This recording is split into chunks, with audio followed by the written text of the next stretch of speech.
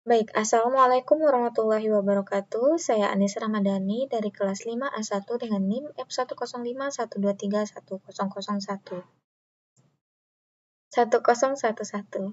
Nah, jadi pada video kali ini saya akan menjelaskan salah satu miskonsepsi pada pembelajaran hukum Torricelli yang dimana mengukur jarak paling jauh dari pancuran sebuah air yang ada dalam sebuah botol. Nah, pada kali ini akan menggunakan langkah-langkah remediasi. Yang pertama yaitu mendiagnosis miskonsepsi yang dialami peserta didik, kemudian membenturkan antara miskonsepsi dengan konsepsi yang sebenarnya atau peristiwa yang sebenarnya dalam kehidupan sehari-hari. Nah, yang ketiga merupakan penjelasan yang secara eligible dan plausible, dan yang terakhir adalah contoh dalam kehidupan sehari-hari. Nah, jadi kita awali dengan pertanyaan, maksimalkah hasil belajar kamu? Jadi pada video kali ini kita akan sama-sama evaluasi dan melakukan remediasi hasil belajar yang telah dilakukan. Nah, pada awal mula kita akan membahas mengenai soal diagnostik miskonsepsi pada materi yang sudah saya jelaskan sebelumnya. Nah, soal ini sendiri berbunyi, sebuah wadah pada gambar di samping berisi air diberi 3 lubang sejajar secara vertikal di sisi dindingnya. Ketika ketiga lubang dibuka, air memancar keluar dari masing-masing lubang. Bagaimana perbandingan jarak pancaran air dari setiap lubang? Nah, kita lihat di sini ada jarak dari permukaan air sejauh 2 meter, 4 meter, dan juga 6 meter. Dan untuk pilihannya sendiri yaitu yang A, lubang paling bawah memancar paling jauh, B, lubang paling atas memancar paling jauh, C, semua lubang memancar dengan jauh yang sama, dan D, lubang tengah memancar paling jauh. Nah, apakah jawabannya dan bagaimanakah miskonsepsi yang sering dialami oleh peserta didik? Kita bahas selanjutnya. Nah, pada soal tadi yang sudah kita bacakan, hanya sebagian kecil dari peserta didik yang memiliki jawaban yang konsisten dan benar. Dan pada faktanya, banyak peserta didik yang memilih jawaban poin A, yaitu lubang paling bawah memancar paling jauh. Nah, hal ini disebabkan karena banyak peserta didik yang menganggap bahwa semakin dalam air, maka tekanan air akan semakin besar, sehingga kecepatan pancur air akan semakin laju, dan jarak pancur air akan semakin jauh. Nah, pada faktanya sendiri, jawaban dari pertanyaan ini ataupun soal ini adalah poin D, yaitu lubang tengah memancar paling jauh. Kenapa? Nah, kemudian kita masuk ke bagian penjelasan. Oke, kita mulai ya. 1, 2, 3, lepas. 20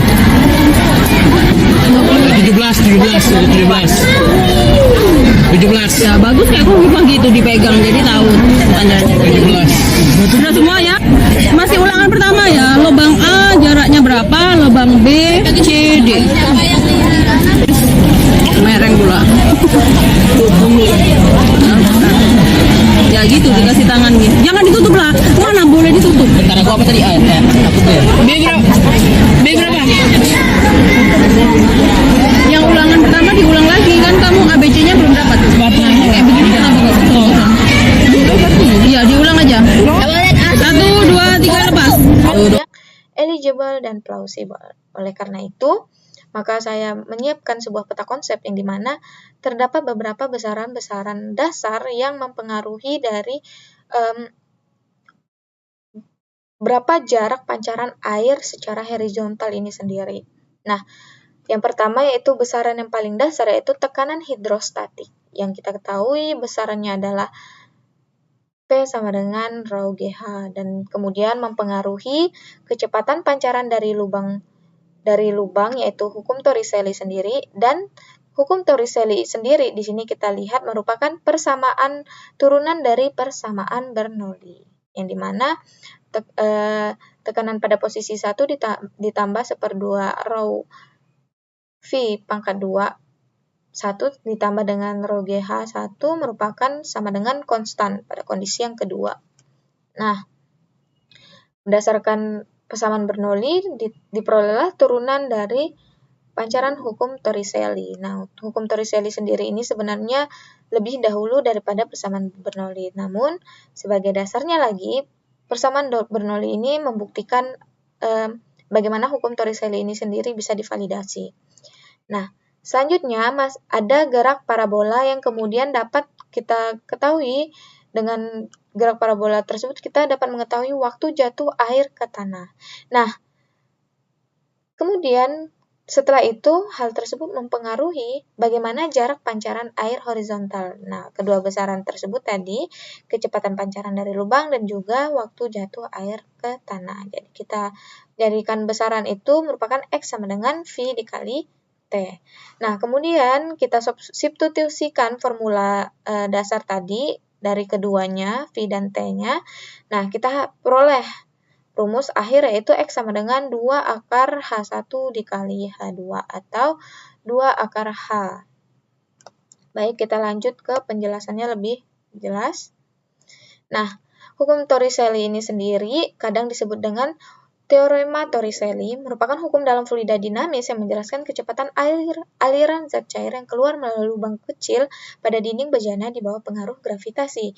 Hukum ini pertama kali ditemukan oleh Evangelista Torricelli pada tahun 1608 sampai 1647 yang merupakan seorang ilmuwan Italia yang juga dikenal sebagai penemu barometer. Nah, untuk bunyinya sendiri itu, kecepatan aliran zat cair yang keluar dari lubang pada dinding bejana sama dengan kecepatan benda yang jatuh bebas dari ketinggian yang sama dengan kedalaman lubang dari permukaan zat cair. Nah, untuk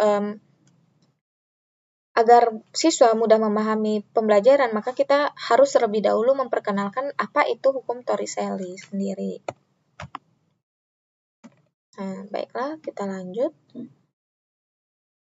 Nah, dan kita ketahui bahwa teorema Torricelli ini sendiri masuk pada pembelajaran fluida dinamis. Nah, di sini kita ketahui fluida dinamis membahas mengenai fluida yang bergerak.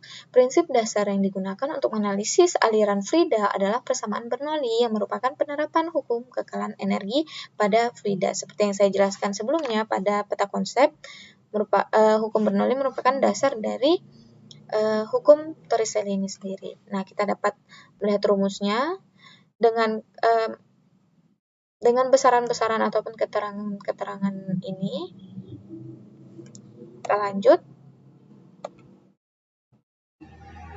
Nah, dengan penurunan rumus Torricelli, kita ketahui jika kedalaman air sama dengan H, maka kecepatan air yang memancar keluar dari lubang tersebut dapat diperoleh dari turunan bersamaan Bernoulli yang berikut ini. Untuk mencari kecepatan ataupun mencari rumus dari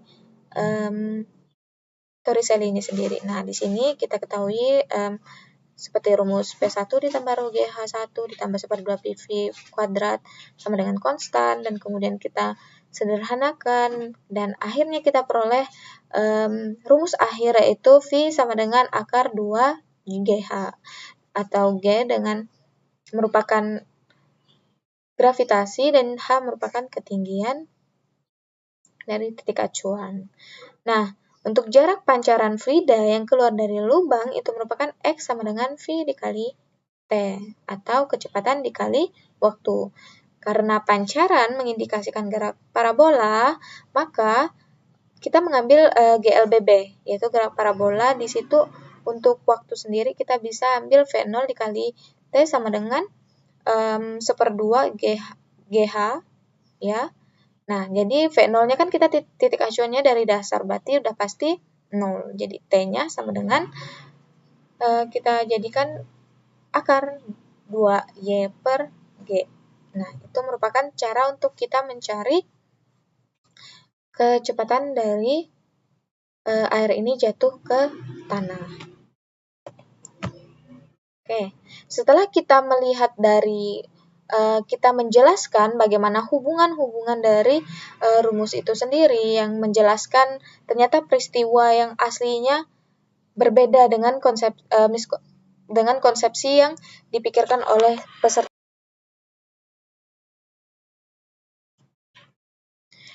Baik, kita lanjut. Nah, kita menjelaskan bagaimana formula dari jarak pancur air ini kita peroleh. Nah, seperti yang saya jelaskan sebelumnya bahwa rumus dasar dari jarak pancur itu sendiri merupakan hasil perkalian dari kecepatan pancur air dengan waktu jatuh air ke tanah. Nah, dari situ kita substitusikan seperti yang sudah saya jelaskan di peta konsep, sehingga kita peroleh bahwa X sama dengan 2 akar H1 dikali H2. Dengan keterangan bahwa H1 merupakan kedalaman lubang dari permukaan air, dari atas air, apabila ini wadah, maka dari permukaan atas. Kita ukurnya ke lubangnya, lubang air yang tempat air memancur. Dan kemudian H2 itu sendiri merupakan jarak lubang dari dasar botol. Acuan berarti dari bawah, entah itu tanah ataupun ya pokoknya acuan bawah dari dasar botol itu sendiri sampai ke lubangnya. Nah, jadi dengan demikian kita peroleh bahwa X sama dengan 2 akar kedalaman lubang dari permukaan air dikali dengan kedalaman lubang dari dasar botol. Dengan demikian kita peroleh bahwa hubungan mereka sendiri bahwa semakin besar H1 dan juga H2, maka akan semakin besar pula jarak yang ditempuh oleh pancuran itu. Namun apabila H1 mengecil, maka jaraknya akan semakin kecil. Begitu pula apabila H2 mengecil, maka jaraknya akan semakin mengecil. Nah, lebih jelas lagi, untuk jarak pancaran air ini sendiri berdasarkan persamaan dan hubungan kecepatan waktu, maka lubang paling atas itu kedalaman dari permukaan air H1 dan tekanan hidrostatis yang kecil. Namun jarak dari dasar ke lubang H2 besar. Maka apabila kita hubungkan hasil dari H1 dikali H2 itu sama dengan kecil. Ibaratnya saat kamu mengalihkan 1, yaitu ukuran H1 yang kecil, dengan H2 yang besar 9, maka hasilnya adalah 9. Nah, apabila kita bandingkan dengan lubang tengah, dengan kedalaman dari permukaan air H1 dan tekanan hidrostatis yang sedang, dan jarak dari dasar ke lubang H2 yang sama besar dengan H1, maka hubungannya hasil H1 dikali H2 itu mendapatkan hasil yang paling besar.